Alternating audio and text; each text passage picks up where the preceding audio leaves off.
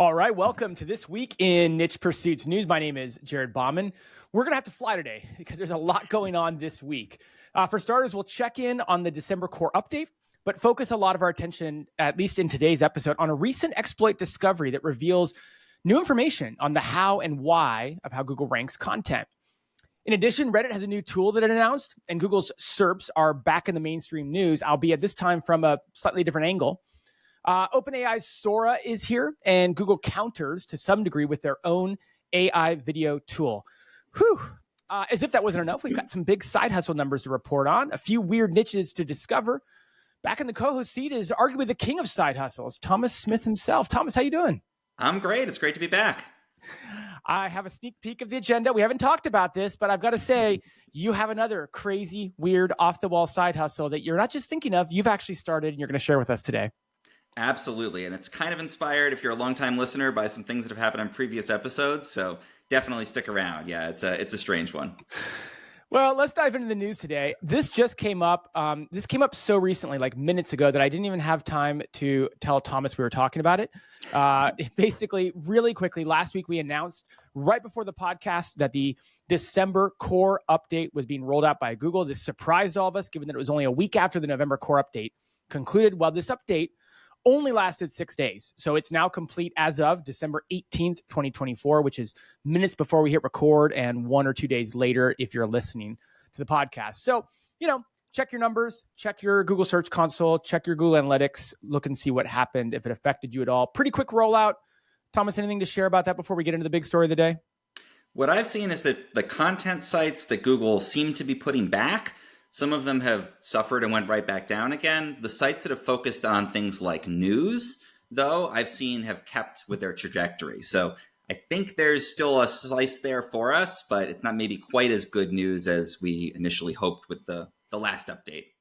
Yeah, I don't have it here to bring up on screen, but Lily Ray said something similar. She saw a lot of the sites that have recovered or partial recovery from the HCU gave up some of that. Not all of them, obviously, but there was a little bit of that going on there. So we'll dive more into that in depth in the coming weeks. We'll kind of maybe combine a November and December core update recap at one of the news episodes. But for now, let's get into this really interesting storyline that came out of a YouTube video. And this basically is an exploit that reveals how and why Google ranks content. So this was shared by Mark Williams Cook. And I'm going to go through it from a high level, Thomas, and then I'll go over to you to share. The YouTube video is about 25 minutes long, and this is just going to be a quick little recap. But basically, he's provided pretty significant insights into Google's ranking methodology, including consensus scoring, query classifications, and site quality scores. And so kind of like the data leak, the warehouse data leak earlier, this is another kind of loophole in Google's in Google's code that Mark was able to dive deeply into. Let's just quickly talk about the 3 or 4 things that he highlighted. Consensus scoring. So Google calculates a consensus score by analyzing how much the content aligns with or contradicts the, quote, general consensus on a topic. And then this can have an impact on rankings, particularly for controversial queries, those sorts of things. Number 2 would be this query classification. Queries are categorized into 8 semantic classes. I didn't put a list of all of them. They're here in the article. But basically, Google can adjust rankings for different query types. One of those is, as it said, is query classifications with consequence, which is, I guess, alluding really to YMYL, your money, your life. We've got site quality scores, which we've talked about quite a bit here on the podcast. In this video, Mark shares how they're calculated on a subdomain level based on factors like brand visibility, i.e. searches for the brand name, user interactions, which is a variation of clicks, and we'll get into here next, and then anchor text relevance. Perhaps the most interesting thing is this click idea. We've talked about clicks having an impact more than likely on search, and this is introducing click probability. So instead of CTR, click-through rate, Google uses click probability as a factor, which I think is fascinating. Kind of like an estimate of how likely users are to click a result and then seeing what happens as a result of it.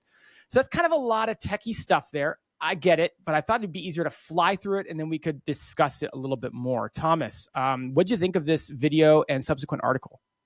I think it's fascinating because it kind of confirms a lot of stuff that we have been talking about for a while. The idea of a site-wide classifier, which is basically what this site score seems to be. The idea of consensus being very important. And what I immediately thought from that is, I wonder if this is why we've seen AI content rank fairly well overall until Google kind of nukes it manually. But we've seen these sites that kind of churn out AI content at scale initially do really well until they get a manual penalty. Or we've seen people who adopt AI and kind of make tweaks and modifications still rank really well, because really AI almost always churns out whatever the consensus is. It's taking in all the information, all the data that's known about a topic, and then writing an article based on that. And so it always hews very close to the consensus on it. And so if Google's looking at the consensus score and you wrote an article with AI that's going to naturally follow sort of the average information that's out there about a topic, then their algorithm's going to love it because it really goes close to the consensus. And then you add in a little extra, something they didn't know, but that doesn't deviate too much, and you're golden. So I wonder if that's consensus score is part of the reason why AI content can really outperform. He addressed that in the YouTube video. It doesn't look like that made it into the article, but I have a note here that he mentioned, and I'm summarizing. AI-generated content initially disrupted Google's quality prediction models, allowing low-quality sites to rank highly temporarily. So to the point you brought up, it's almost like the consensus is this, but that isn't necessarily what the internet needs to see. Yeah, and I wonder if the click data then adjusts that. If there's a consensus that the algorithm detects, and then people aren't really clicking on it, then that would kind of lower it down. And we've seen that effect, and we've talked about that with things like nav boost that kind of modify the position of a site.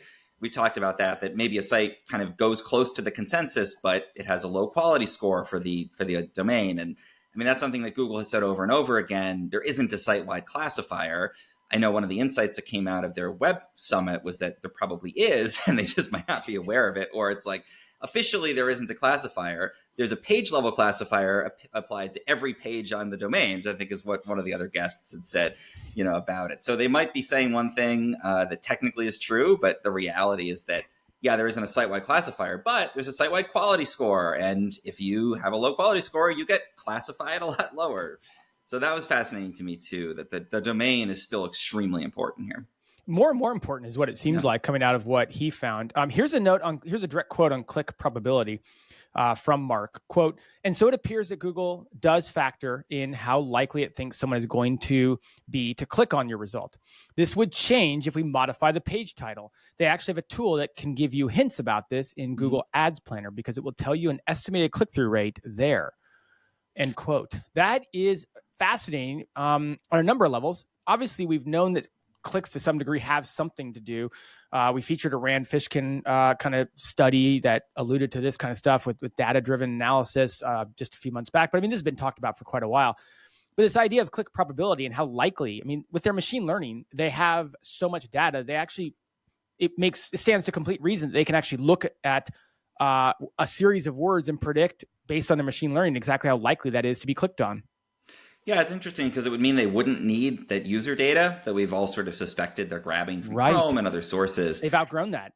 I don't know if I totally buy it, though. I mean, the easiest way to look at clicks would be to look at clicks, right? Not to create the score. Especially if you have that data. Yeah, why wouldn't you use it? So I could see this applying to kind of really well-known query, like things where they know a lot about the topic already. It's a long-established query and somebody changes their title and Google goes, oh, is it more likely that someone's going to click because that word changed?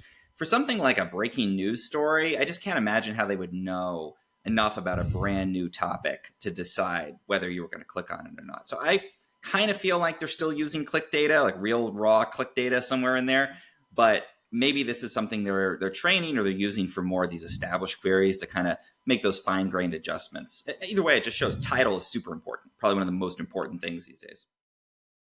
Do you ever get stuck in your business and wish you had someone you could turn to for solutions? Well, I think you should consider joining the Niche Pursuits community. You'll get weekly calls with experts on growing a successful online business, and you'll also get assigned a small mastermind group where you can solve your business problems as well as share your wins. For a limited time, I'll let you try out the Niche Pursuits community for just $1. Go ahead and use coupon code PODCAST at checkout in order to get your first month for just $1. Again, that's coupon code PODCAST. Go to community.nichepursuits.com today and see what it's all about. And maybe I'll see you on our call next week. Thanks a lot. the part about brand visibility and searches for brand name, and this, I feel like we've gone back and forth about this. We just had a recent interview with Cyrus Shepard where he talked about how the brand is important, but more from a link standpoint. I don't want to over summarize different people's, findings, but that I specifically asked him if direct searches, if ranking for branded queries was a factor. He said it didn't really show up in their data as corollary. Here it does show up in Mark's stuff. So it's interesting to see how we all kind of circle the wagons.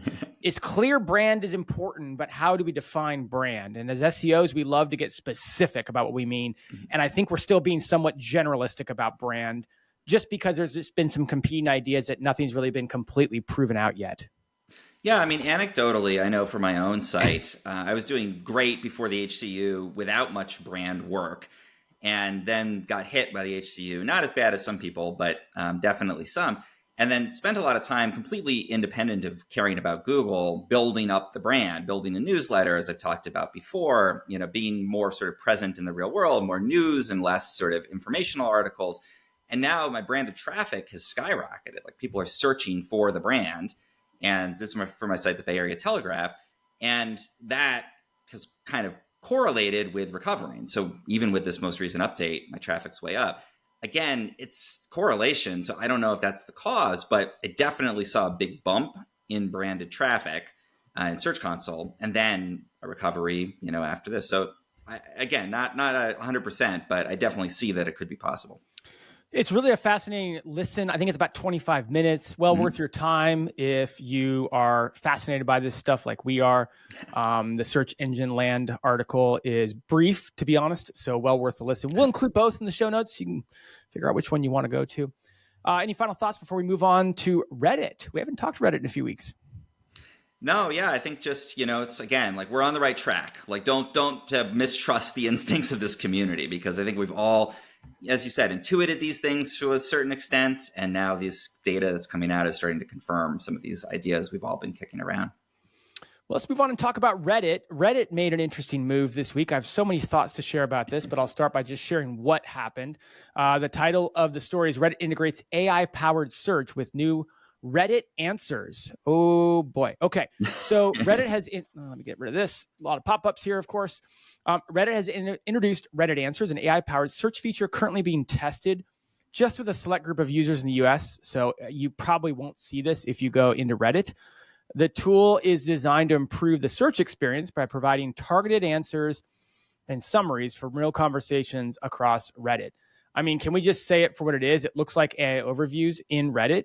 And it's funny because Google and Reddit have this very interesting relationship. Here on screen right here. Oh my goodness. There we go. Okay. Sorry, guys. Here on screen is what it looks like if you're watching or if you're listening and not watching. It's basically like, what are some tips for better sleep? And then it basically goes into what the only way I can describe it is what it looks like an AI overview. It has a slightly different look and feel to it just because that's how Google differs from Reddit. But I mean, in short, what am I missing? Is that a good analogy here, or do you see it differently?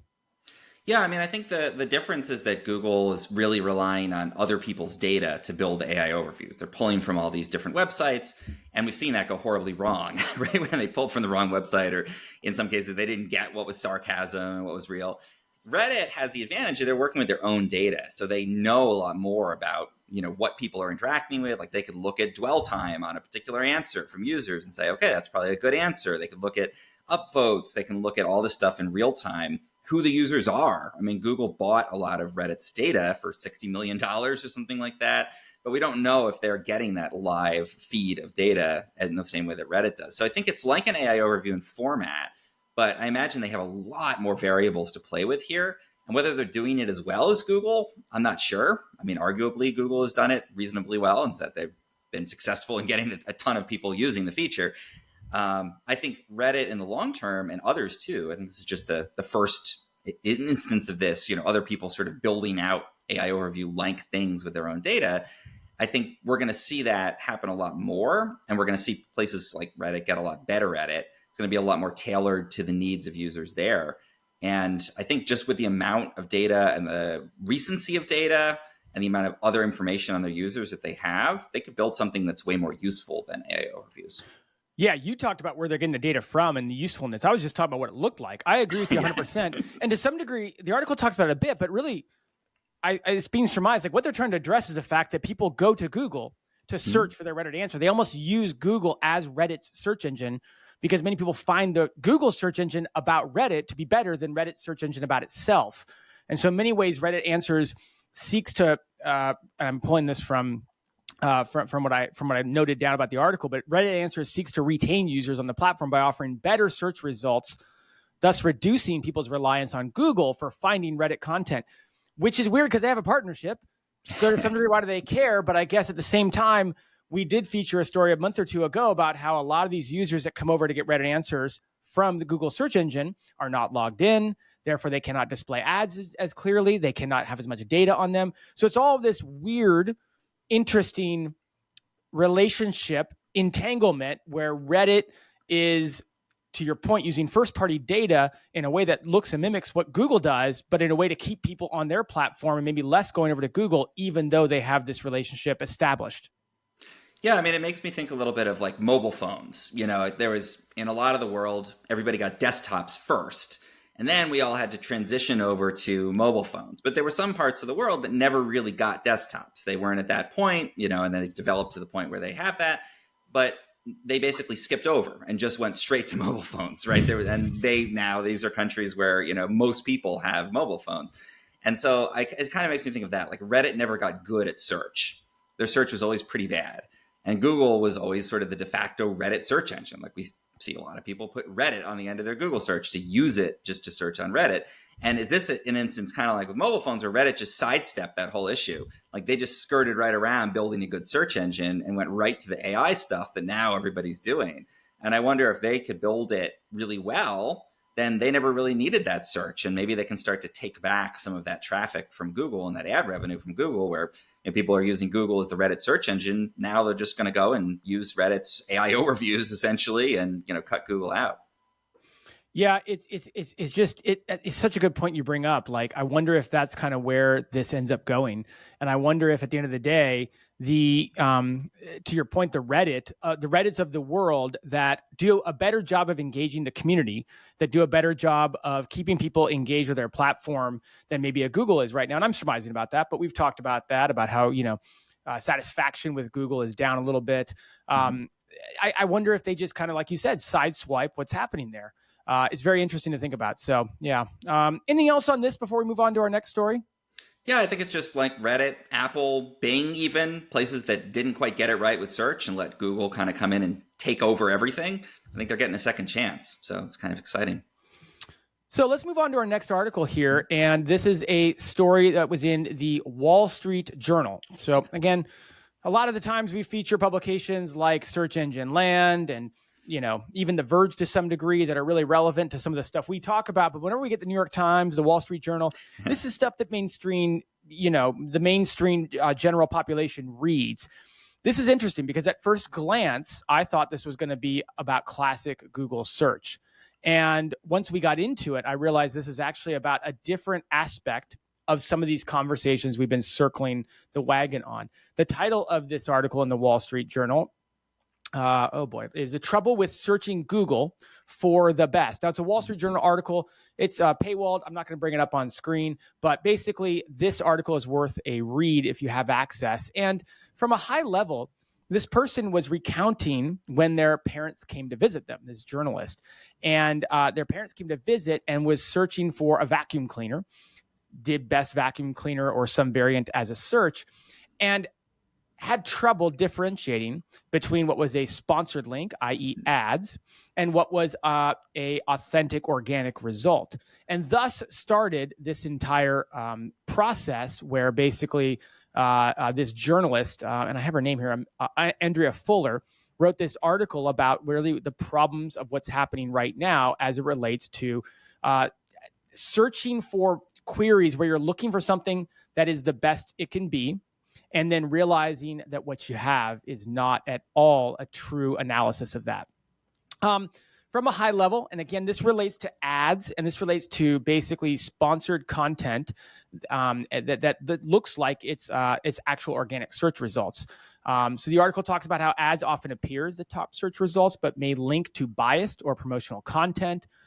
In this case, the ads that were touted by Google that were looking like they were for the best vacuum cleaner and an organic result were pointing to product-reports.org, and they were paid for by a German company, Internet Up GmbH. They featured fake experts. Some of those review articles that Andrea found cited non-existent experts like Oliver Harris with a stock photo figure. They fabricated testing processes. Some of the indicators of this was poor grammar, fake contact details, broken website links. She actually reached out to some of them. Obviously never got anything back. Another feature was shady e-commerce sites. So one of the results was snapbuy.us.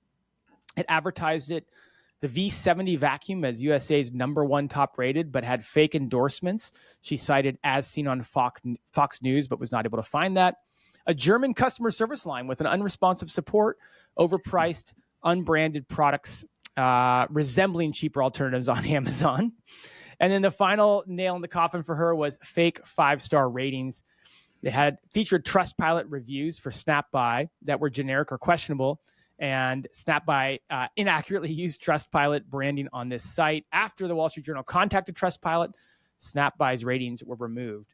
I chuckle a bit because a lot of what this article talks about, whether through ad-supported content or organic content, is exactly what Google was trying to address with many of these recent updates. It's funny to see it in the mainstream news now.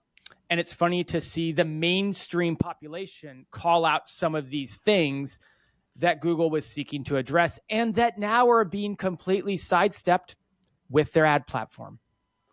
Yeah, I mean, this is just dripping with irony. Like the fact that Wall Street Journal publishes this article kind of saying, oh, there's these, unscrupulous people for putting out these things where they didn't test the product. And then they just like 2 weeks ago got completely slammed for, I think, their buy side section. It wasn't quite as bad as this, but, they still were like outsourcing all these reviews. And then Google is the one, kind of wielding the stick and saying, no, you can't do that. We're going to penalize you.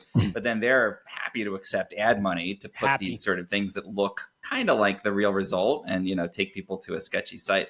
So, it's just deeply, deeply ironic. But I definitely have experienced this, finding a product that it looks like it's a real, it looks like it's a real, organic result. You click through, it turns out to be an ad. It turns out to be some, clone of like a real website or something like that. I do think that this will change though in good and bad ways with AI. For one thing, I think it'll be good because the AI hopefully can kind of parse these things and find the stuff that's real and recognize what isn't. When you're using like a Perplexity or you're using Search GPT, I actually put in best vacuum cleaners and it pulled legitimate sites and, gave me like good recommendations, Miele and Dyson and good brands and Shark.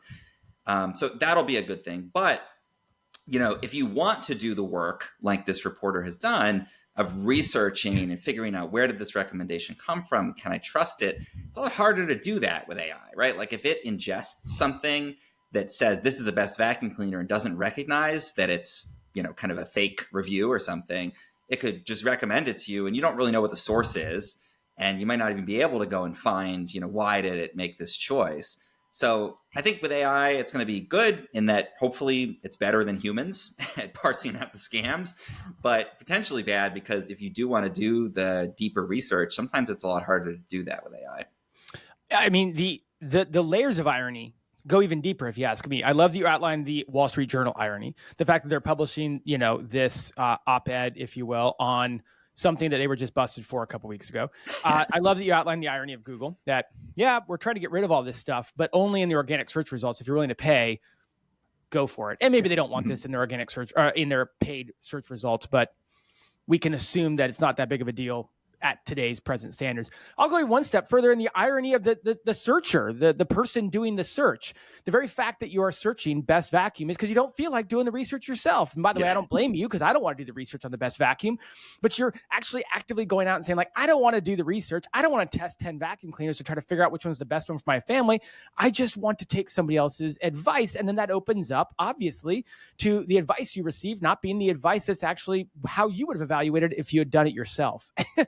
Yeah. I mean, my biggest takeaway here is just, again, the idea of brands being super important, because the brand of the vacuum cleaner, if you know a good brand, that's a good spot to start. But also the clue for this reporter, she says in the article, when she knew this was a problem was when she realized she'd never heard of the brand of the vacuum that her father was recommending. So I think it does speak again to what we've talked about overall for us in the niche site community, but across the board, brand is just much more important than it used to be. And to Google's point overall, making these updates, again, we're quick to criticize Google, and perhaps the way they've done it hasn't been wonderful, but maybe the intent of trying to reward brands has at least some merit to it, even though how they're doing it clearly has not maybe penciled out exactly how it would we'd like it to be. Yeah. Fair enough. Okay. Final topic of the day, Thomas, we're doing good. We're doing good on time. I'm a bit surprised. We've done pretty well, but we still have to finish this last topic off here in the next 5 minutes or so. I'm actually going to turn this one over to you because this is right up your wheelhouse. I know you cover this stuff all the time with your DIY Tech Life brand, and I see you publishing on Medium about this exact topic. So I'm going to turn over this Sora launch by OpenAI to you. If you could walk us through this story while I pull it up on screen. Yeah, absolutely. So about a little bit less than a week ago, Sora launched its new, or OpenAI rather launched its new Sora AI video generator. And this is something that's been in the works for, I think, about 9 months now. So they announced this earlier in the year. They said, we're going to release it by the end of 2024. And they really waited till the very last minute, like weeks before the end of the year. And so it's now live. You can try to sign up for it. And I say try because the rollout of Sora didn't exactly go to plan for them. So, when they released ChatGPT, they had this kind of surprise, right? Where they thought they were just releasing this sort of kind of wonky text interface around their existing GPT-3 model at the time. They didn't expect it to take off, and it did. It became the fastest growing product in history at that time. It got like 100 million new users in 3 months. They were completely overwhelmed. It crashed all the time, became very unstable. And so you think, oh, they must have learned from that.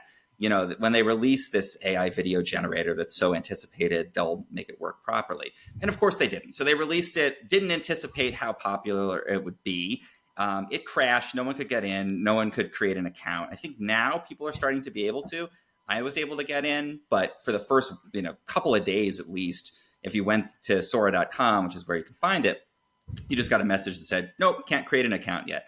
A couple things to know about it. It's only available at the moment to their Plus and Pro users.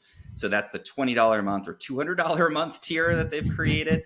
And so you have to be a paid subscriber at this point. You can look at the videos that are being created with it if you don't have that paid account, but to actually have any shot at getting in and being able to make these for yourself, you need to have that. The videos, though, are pretty awesome. So basically, it's very much like working with ChatGPT or another kind of text to image generator where you type in what you want in text and it creates that. But it's much more powerful than the other offerings on the market. So, some other people kind of tried to beat OpenAI to the punch. Luma was a good example of that. Runway released an AI video generator earlier this year. They're cool, but Sora honestly does blow them out of the water. It's much, much higher quality. You have all these editing tools within Sora, so you can dictate like an entire scene that you want, a sequence of things that you want to have happen, like almost like you're a film director. And there's a timeline, and it'll create the videos and tie it together.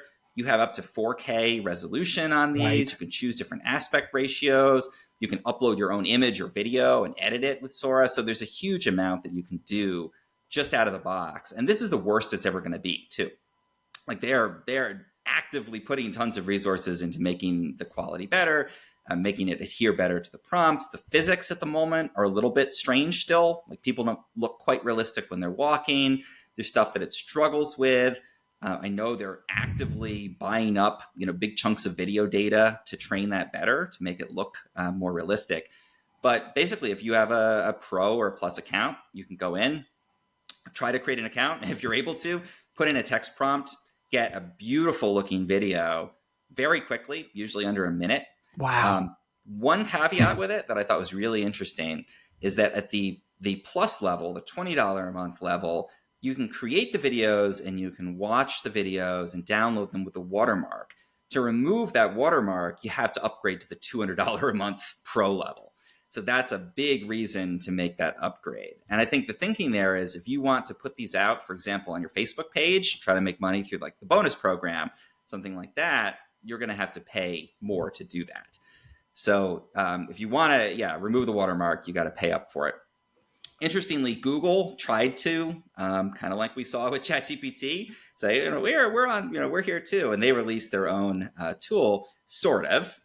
It's called VO, I believe, VO2. It's their own AI video generator, and in theory, it's very powerful, but it's still in a private beta, so you can't actually access it. You can't actually use it. So we just have to kind of take their word for it, look at some sample videos that they've put out there.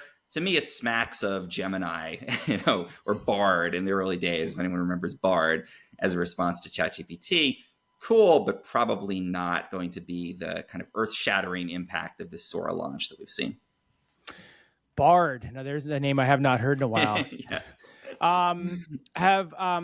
There's not a lot we can take away from Sora yet, but like, give us some use cases for how you think people listening to this podcast might use Sora in the future, provided they can get access, provided they're able to spend that sort of money every month. But like, what are some use cases here? Yeah, the two I can think of would be to create videos for social. So you can create pretty long videos, I think up to 20 seconds or longer, or you can create very short ones. You can create vertical videos with Sora. So if you've got a niche-specific Facebook page, especially if it's in the bonus program, or you're using YouTube Shorts, which we'll get to in a second, you could churn out all kinds of super crazy, awesome videos for your niche. Where it's food, you could do like really awesome cocktails where they're like smoke coming off of them and they look on fire and all that. They're very realistic. You could upload that, probably get tons of engagement out of it. So social videos, I think, is going to be a huge piece. And the second one is B-roll. So if you're making YouTube videos, more traditional, long form videos, maybe you talk about a topic, and before you'd have to go and buy, Shutterstock, like B-roll clip and put it in there. You'd have to go shoot B-roll. With this, you could create super, super compelling, interesting B-roll that you could splice in to your overall video and make it that much more interesting. And it's essentially free. I mean, especially at the $20 a month level. Maybe it's got that watermark. Maybe you just zoom in a little, just make the watermark not on it or something like that. But those are the two use cases I can see right off the bat. Very good. Very good. Fascinating. What a week of news. What a week of happening. And you kind of commented before we hit record. It's not all like, Google, or it's not all one big story. Like that. We could have spent the entire time talking about each of those stories. They're all fascinating, all from different parts of the online world right now. Yeah, it's so refreshing, right? Not to just have to talk about this crazy thing happened with the most recent. I know there'll be time for that with the update having just finished, but there'll be time for that. Don't worry. You just happen to miss the week we have to do that. So yeah. Hey everyone, Spencer here, founder of Niche Pursuits. Are you adding a new internal link pointing to each article you publish? You should be. Ever find it time-consuming and a bit overwhelming? Remembering what content you publish and deciding which anchor text to use can be a real headache. What if there was a better way? Well, that's exactly why I created Link Whisper. Simply click Add Inbound Internal Links, and Link Whisper will scan your site in seconds and suggest the most relevant links with appropriate anchor text for your new article. Now simply check the box next to the internal links you want to add, and Link Whisper will add these links for you. No need to go into each article, edit, and add the link. It's already done. No more manual internal link building or guesswork. Just efficient, accurate linking that saves you time and improves your SEO. Transform your content strategy with Link Whisper. Start linking smarter, not harder. Use the coupon code podcast for $15 off. Head over to linkwhisper.com and use coupon code podcast to get $15 off.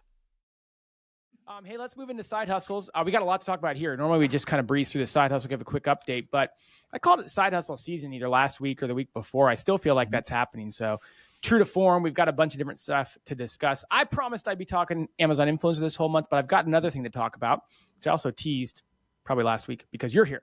So I've got two updates to give. Now, it's the middle of December. We're recording this on December 18th. This is about the time last year when sales started to drop off in the Amazon influencer program.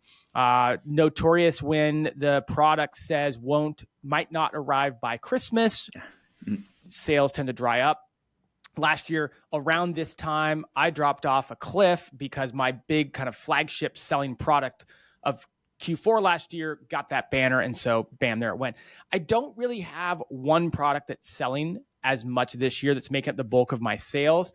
And so I think that the drop-off has been a lot slower. It's like we're slowly landing the plane to Christmas this year, whereas last year we just dropped in really abruptly. Let me give you some updates, though. And you are one of my inspirations and one of my, teachers, if you will, for Amazon influencers. So it's kind of fun talking about this with you here today. As a recap, November was at just above $5,250. Which was about 25% or so higher than November of last year. This year, 17 days in, December is actually above $4,350.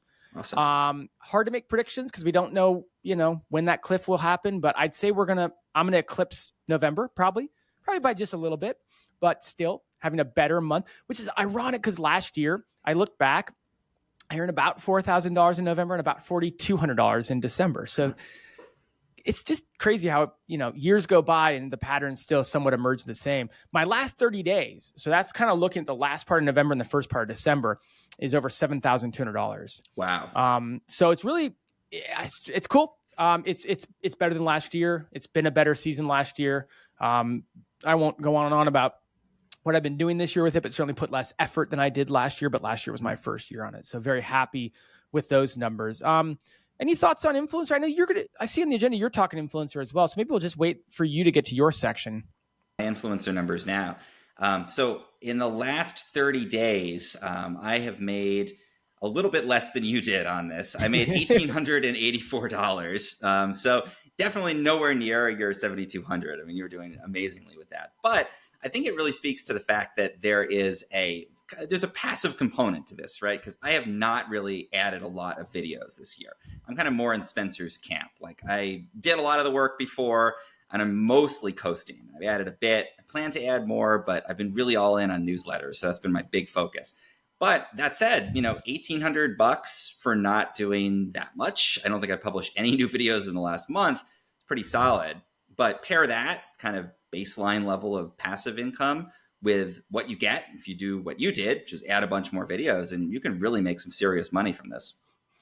I do like that we're starting to get a very, very basic narrative because it's now only 3 people.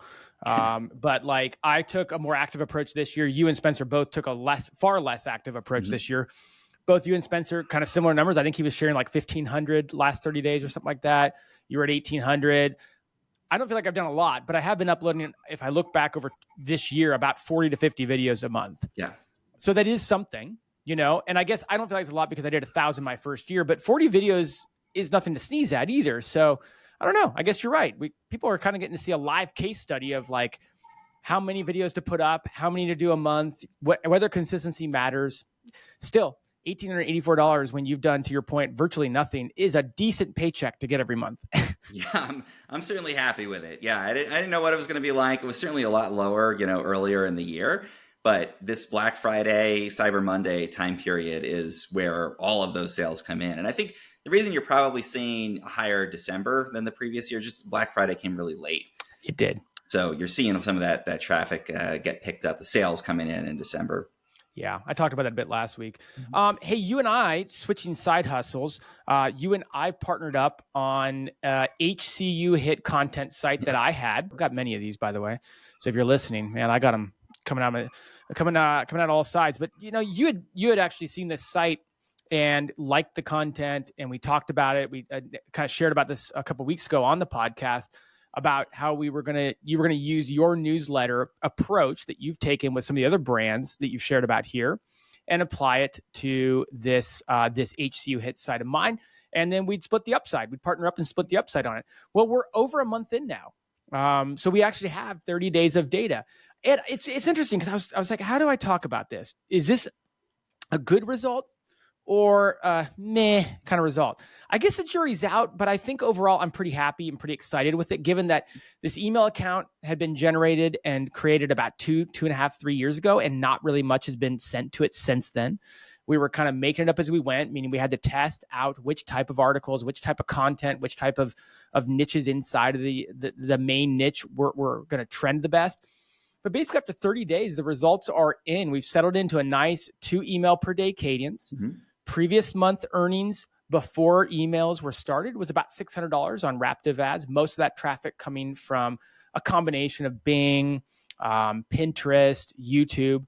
We started the second week in November, and November earnings were $1,100. So about $500 above the $600 average. And then the last 30 days, so taking into account second half of November, first half of December, are at $1,400. So $800 up on what a normal kind of $600 a month earning that we saw before that. So I guess I'll ask you, where are we going next with this? How are you feeling about this whole project? I feel great about it because I think the thing about a newsletter is that the work that you have to do to send the same newsletter out to 100,000 people or 200,000 or 500,000, it's the same as what you have to do to send it to one person. Right. So it's sort of more about the unit economics, if you want to get technical about it. Like what do you get from each user? Do people like the content? Will they stay on your list? Will they click through on it?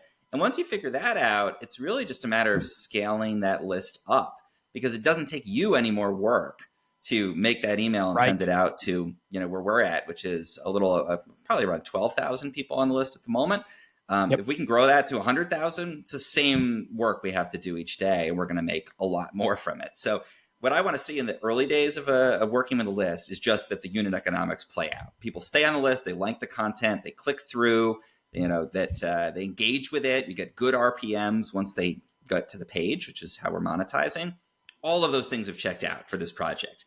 So now the next step is grow the list, continue to grow it. That's what I was going to say. Very aggressively. And, Facebook ads are a great way to do that. People are using those to grow email lists. And there's a lot of ways you can leverage that.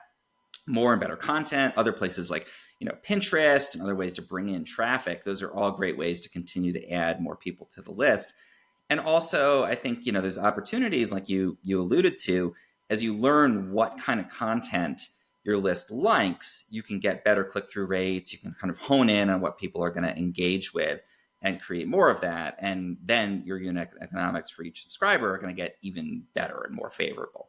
So I think we've honed in on that. And the great news is we've discovered, without getting into the specifics of the niche or the site, kind of inspirational posts, let's call them, things that give people ideas in this specific niche. Maybe a lot of them, maybe 20, 30, 50 ideas tend to do the best. And those happen to be posts that are relatively, easy to generate. I mean, it still takes time, but, think about this like in the context I'll give of my own site, which is in the travel space.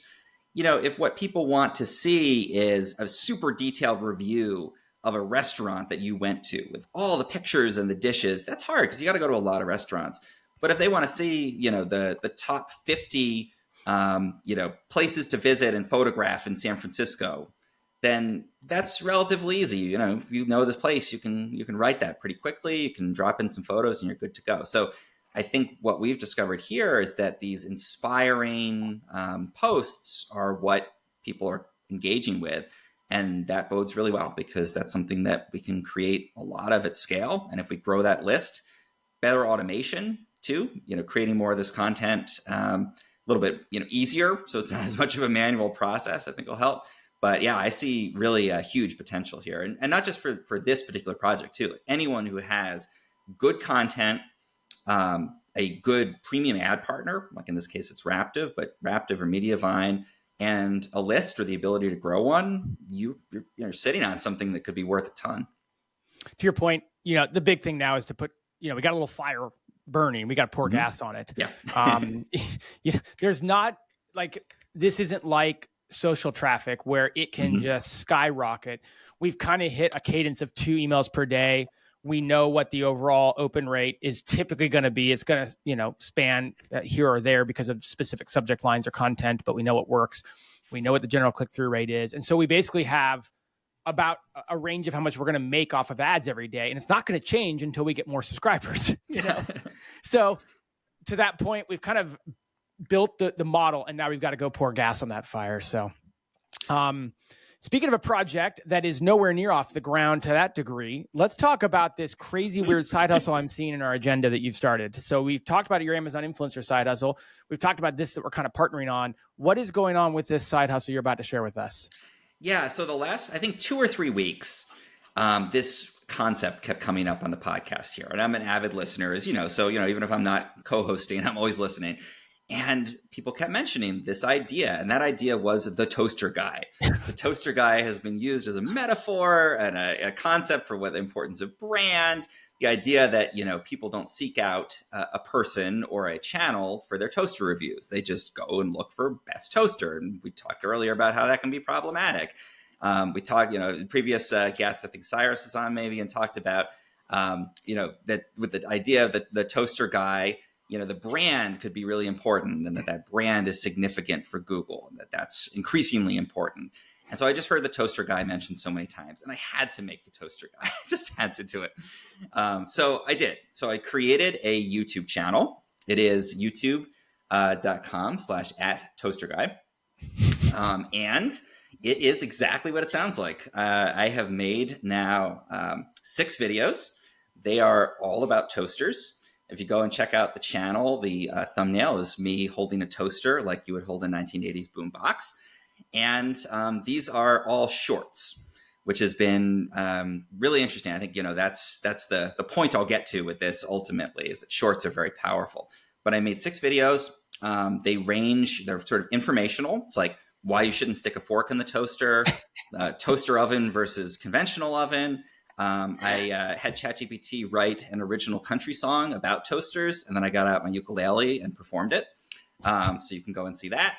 And I put all these on the channel. It's been 3 days, 6 videos, and I'm up to 1,814 views so far. And growing continuously. Like I probably pull up my phone and see, some of these have done even better. I have 2 subscribers, validating the fact that people don't want to follow the toaster guy. It's transactional, but 2 is better than 0.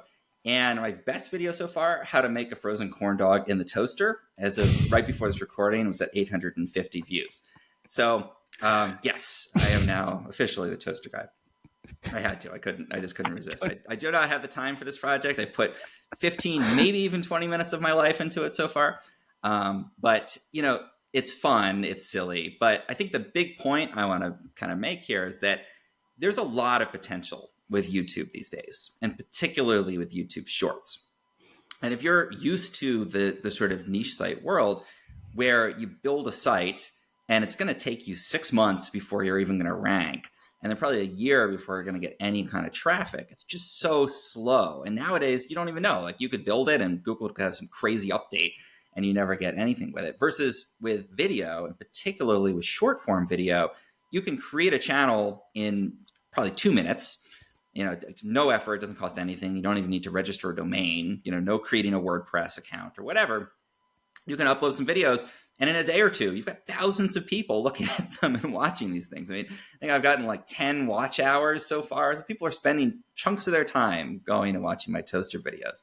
And this is silly in this instance. I don't know that I'll do much with it beyond this, but it validates the concept that if you want to create short form videos, you can do it very easily. And you can get really big reach these days on these platforms. And so think about, like, if you've got a real niche site and you want to get your brand out there in front of thousands of people, why not? You'd be crazy not to start a YouTube channel for it and churn out, 20, 30 shorts. If you know the topic, you can do it so fast.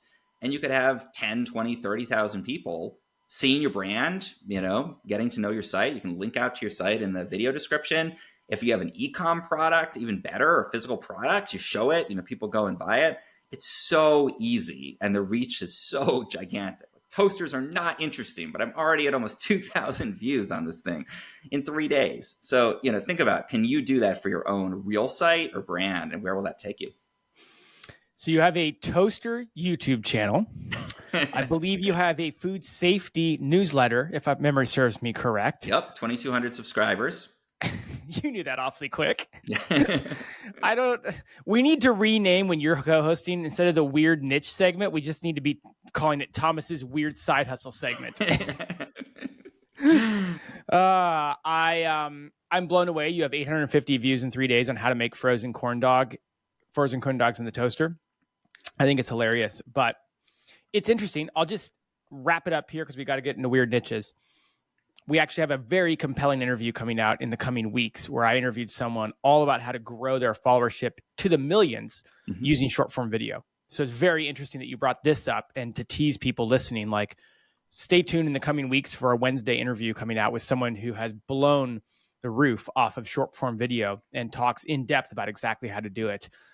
Perhaps some overlap in what you're saying, although he gets into the weeds about exactly what to do there. But his sentiment was the exact same as yours. Short form video, is in many ways the gateway or the starting point to building a followership and building a brand. Yeah, it's amazing the reach you can get these days. I mean, and there's people consume a ton of it. They consume it quickly, and there's not enough content to go around, especially not enough good content. So if you can create something that's really compelling, tens of thousands. Toasters are boring. My videos aren't very well produced. I'm sure the guest who's going to share the details there will show that, if you do this even marginally well, the reach is just incredible. Well, from one weird side hustle into weird niches, let's dive in. My weird niche today is going to be charactercountonline.com. Apologize for mixing that up. The title tag is online character count.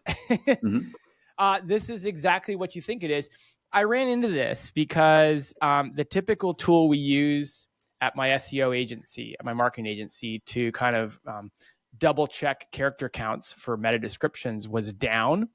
And anyways, long story short, I ran into this. I won't bore everyone with the story, but you can all imagine how we find these things online. And it's just such a classic site that we would share here in the weird niche segment because it's so simple. I mean, and it looks terrible. Like, let's be honest. It's littered with ads to the point where they almost built like a custom CMS just to house all the ads they wanted to make sure got on the page. I'm not saying they did build one, but it has this appearance of, it's like, a standard WordPress theme just wouldn't allow us to get as many ads on the page as we want. So we're going to have to build something custom. There's ads on the left, there's ads on the bottom, there's ads on the right. I guess actually the right side is really more of the about section of this site. I don't think it's been updated since it was built. Let's see. I have in my notes, it was built in 2011. So it's been around for 13, going on 14 years. And all you basically do is you basically take, let's take some text here from our show notes and put it in here. And it's basically going to spit out how many characters it is. So I have best video, how to make frozen corn dog in the toaster, 850 views. And this has 65 characters, 13 words, and 1 sentence. There also includes 12 spaces, in case you were wondering, Thomas. Nice. Okay, let me share with you the Ahrefs, because that's also equally surprising. What we have here is a DR57, but that's not really where it gets surprising. It only ranks for 5,000 keywords. That kind of makes sense. Like, how many variations of keywords can it rank for? But those 5,000 keywords make up an estimated 253,000 organic search traffic per month. That is phenomenal. I can't believe. Well, now we know why they're trying to cram so many ads in there. Well, going back to your point, I mean, the ad experience is not terrible, but I mean, there's a lot of ads on here. I didn't see who they're using for ads. I could take a guess here, but I mean, I guess they only have 2 ads. I should have been a little less harsh on them. A lot of it's just poor UI and stuff that I thought was ads, but actually isn't ads. I think I might have been a little harsh, but it's still a terrible user experience, but it gets the job done. I mean, you can quickly figure out how many characters there are. It's simple. It was easy to build. It does give you a couple of interesting and unique stats. And then there's some pretty prominent ads on it. It's got to be making pretty good money. Yeah, I love the thing in the upper right where it's like, if you like our character counter, please share it with your friends. Like, can you imagine like emailing this to a friend and be like, hey, next time you want to count the length of your title tag, here's a thing I found. Just the idea that they're going for social sharing for this is kind of hilarious in the upper right there. Yeah.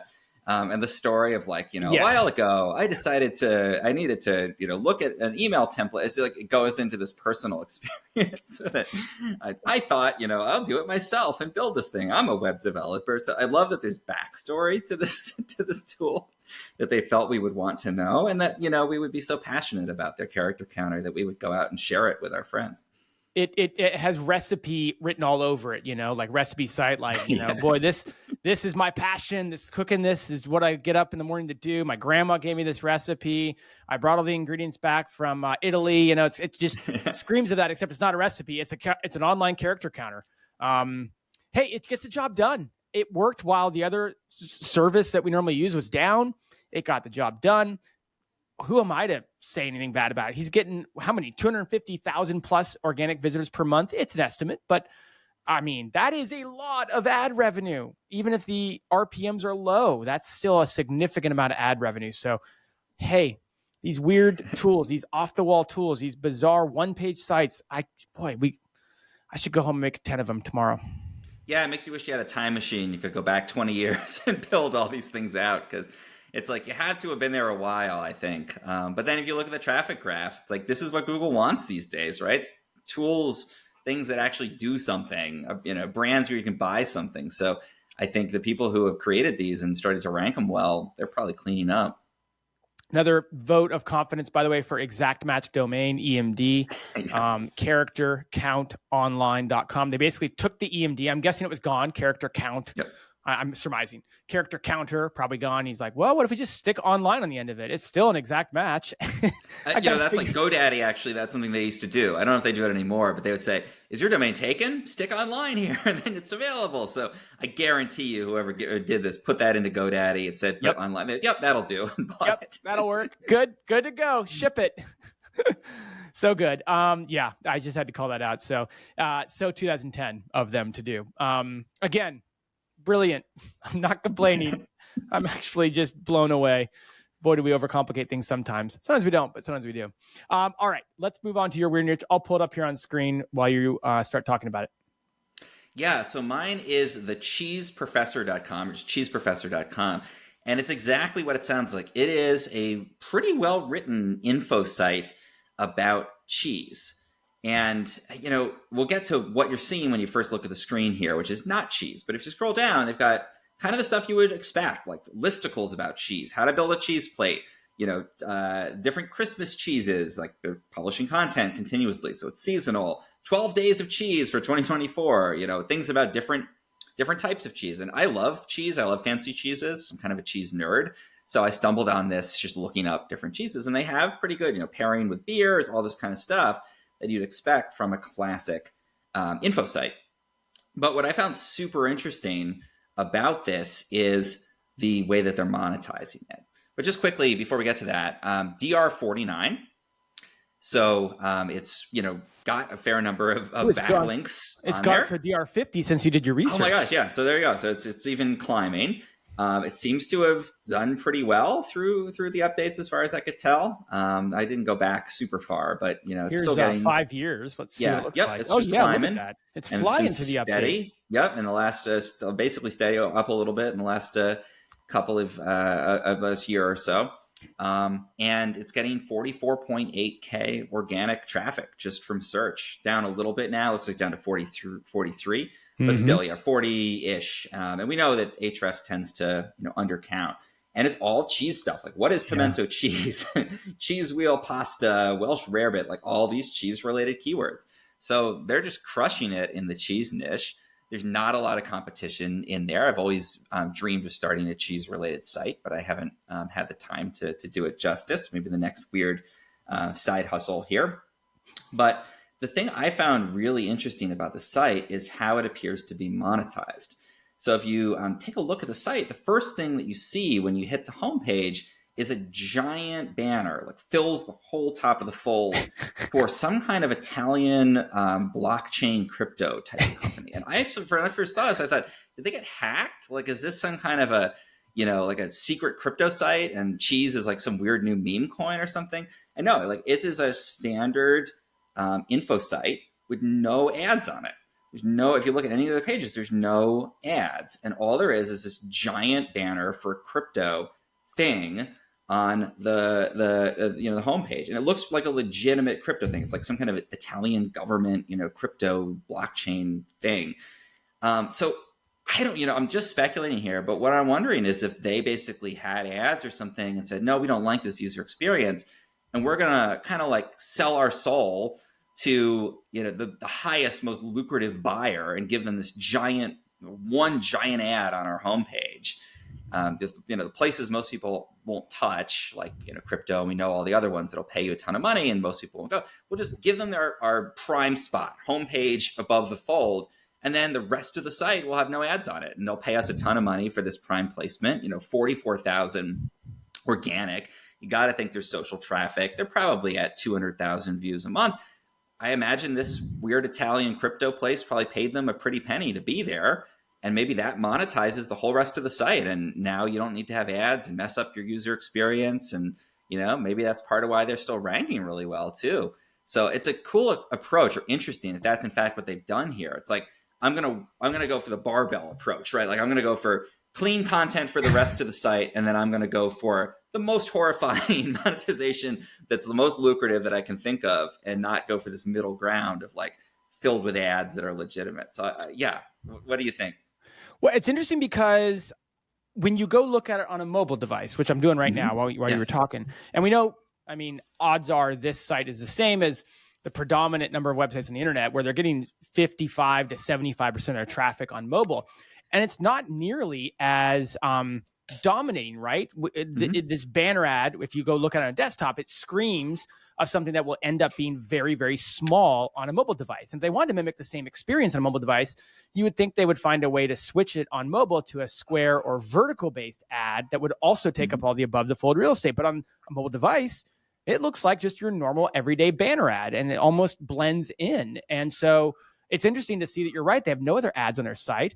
They have this massive ad above the fold that really does almost shock you on the desktop. And then you scroll past it, and you're like, well, whatever. I guess that is what it is. This is a legit cheese site. On a mobile device, it really honestly blends in. Yeah, maybe that's part of the deal. Like, the desktop is the most lucrative traffic. So we'll give you this giant placement on desktop, and we won't mess up our mobile experience, which is what Google's looking at anyway. Google's going to see this and go, oh, crypto banner, one crypto banner on the whole site. Great. Probably loads super fast with no ads. People probably spend a ton of time on it. And seems like really good cheese content otherwise. I was going to say, it's nowhere else on the site. I just went to how to pair Christmas treats with cheese. There's no above the fold ad. It's just on the homepage. Yep. So it's like a new approach. Like, get that one sponsor that gets your best ad placement, and then can you just shut off ads for the rest of your site? Or maybe no one's told them about Raptive or Mediavine.